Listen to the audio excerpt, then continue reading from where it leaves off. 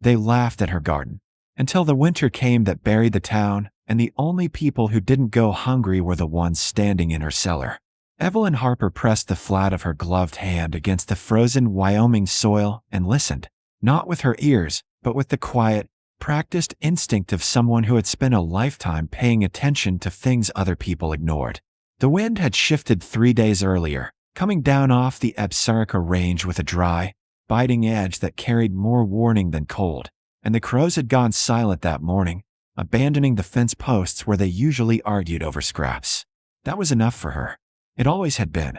She rose slowly, brushing dirt from her knees, and turned back toward the modest farmhouse that sat alone at the end of a long gravel road, its paint faded, its porch sagging just slightly from years of weather and neglect.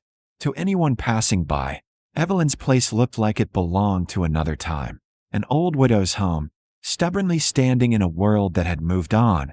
But what they didn't see, what no one ever bothered to understand, was what lay beneath it.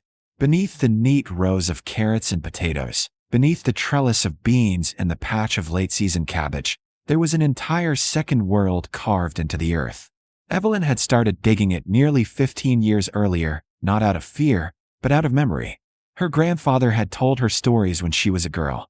Stories about the winter of 1949, when snow fell faster than man could shovel and trains disappeared beneath drifts taller than houses, when people survived because they had prepared months in advance or didn't survive at all. Those stories had stayed with her long after he passed, settling somewhere deep in her bones, turning into something quieter but more persistent, a habit of watching, of noticing, of getting ready long before anyone else thought it necessary.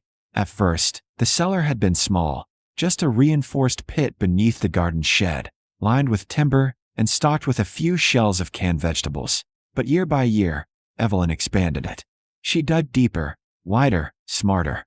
She studied old agricultural manuals, learned how to manage humidity with gravel floors and ventilation pipes, how to store root vegetables in sand to keep them fresh for months, how to cure meat with salt and smoke so it would last through the harshest winters. She installed a hand-cranked ventilation system, salvaged from an abandoned storm shelter miles away, and reinforced the ceiling with railroad ties she hauled herself in the back of her aging pickup. Every improvement was deliberate. Every addition had a purpose.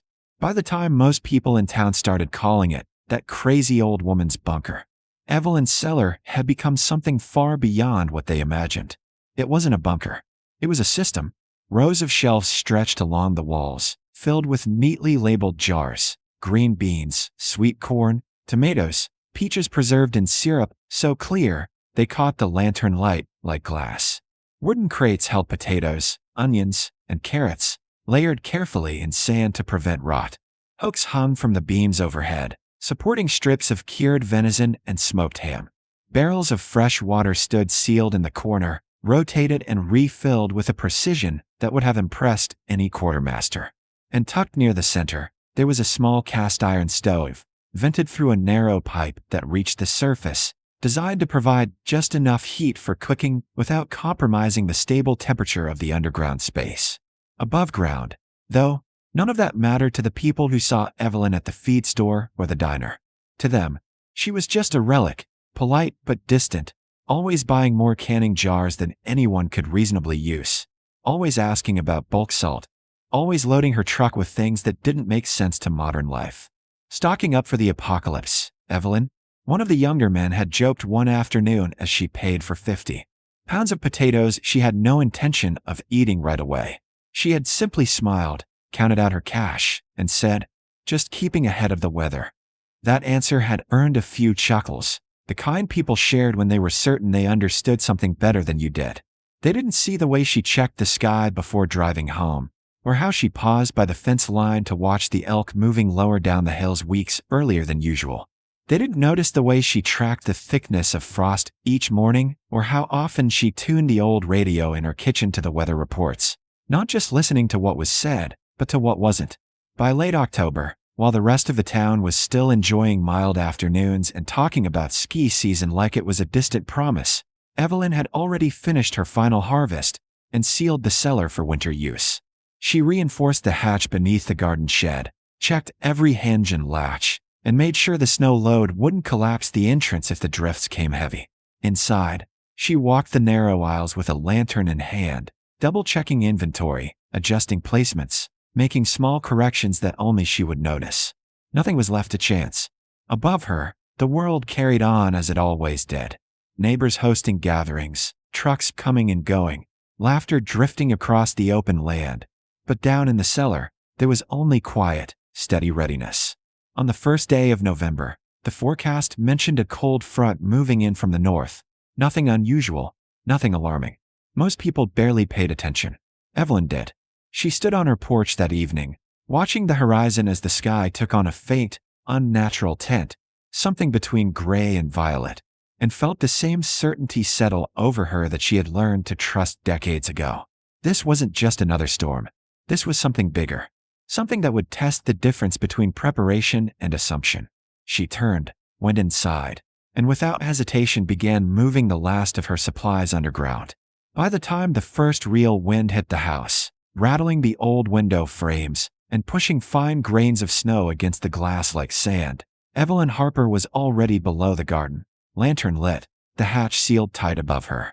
And while the rest of the town settled in, confident they could ride out whatever winter brought, Evelyn sat in the steady, unchanging air of her cellar, surrounded by months of food and the quiet knowledge that when the storm finally came, and it would come, she would not be the one going hungry.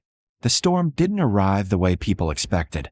It didn't build slowly or give them time to adjust, but instead fell on the town all at once, turning an ordinary winter evening into something harsh and unrelenting within hours.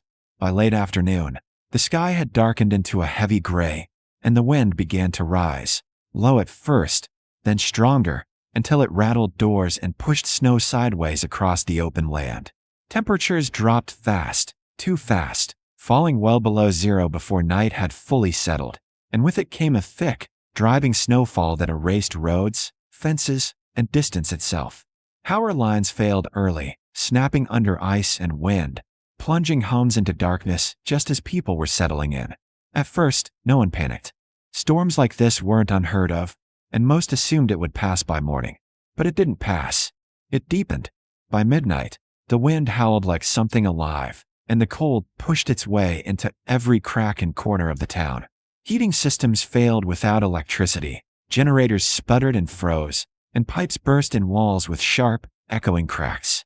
People layered up, burned what they could for warmth, and waited, convinced it would get better. It didn't. By the second day, the situation had changed from inconvenience to quiet fear. Snowdrifts rose higher than doorways, trapping families inside. Attempts to dig out were useless. The wind filled every path as quickly as it was cleared. Food began to run low faster than expected, and the cold settled deep into bones, making movement slow and thinking heavy.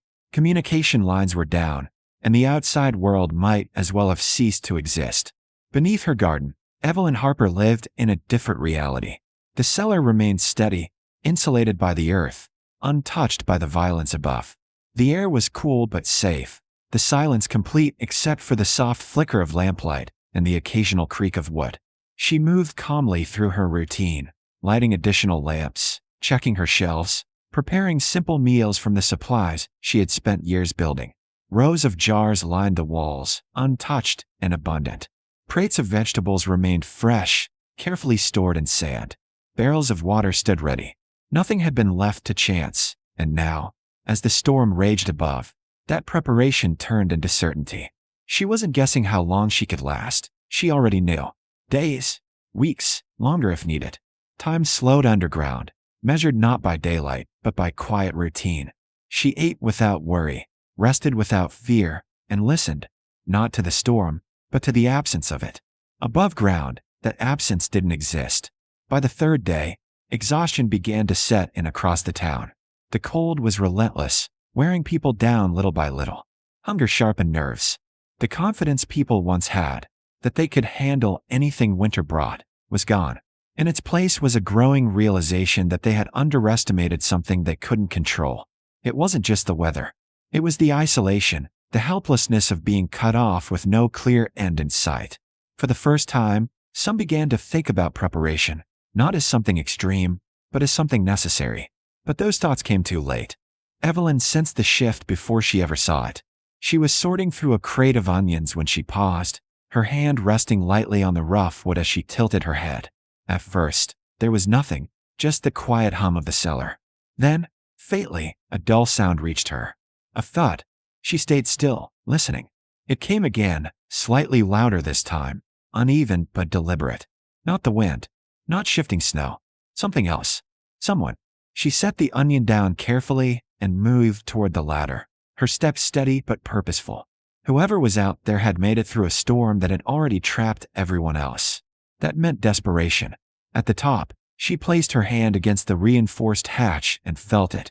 A faint vibration, another knock traveling through the wood. She stood there for a brief moment, suspended between the safety she had built and whatever waited above in the storm.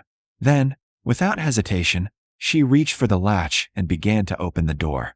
The moment Evelyn opened the hatch, the storm rushed in with a violent blast of wind and snow, revealing two figures collapsed near her garden, barely conscious and half buried. She wasted no time, dragging them inside and guiding them down into the cellar, sealing the door behind them as the chaos above was replaced by steady warmth and quiet. The change was immediate. The two neighbors, once dismissive of her ways, sat stunned, staring at the shelves of food, the soft lantern light, the calm order of a place built to endure exactly this. Evelyn didn't lecture or explain. She gave them blankets, warm water, and small portions of food, focused only on keeping them stable. By the next day, more people came. Word spread through desperation, and one by one, they found their way to her garden. Each time, she opened the hatch. The cellar filled, but never lost its structure.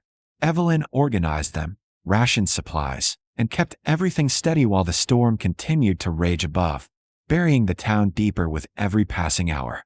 Below ground, there was no panic, only survival. When the storm finally ended days later, Evelyn climbed up and opened the hatch to a silent, snow-covered world. Homes were buried, roads gone, everything changed. The others followed her into the cold light, turning back to look at the small garden that had hidden the only place that kept them alive. No one laughed anymore. In the weeks that followed, people returned, not to question her, but to help. Because now they understood. What she built wasn't strange. It was the reason they survived.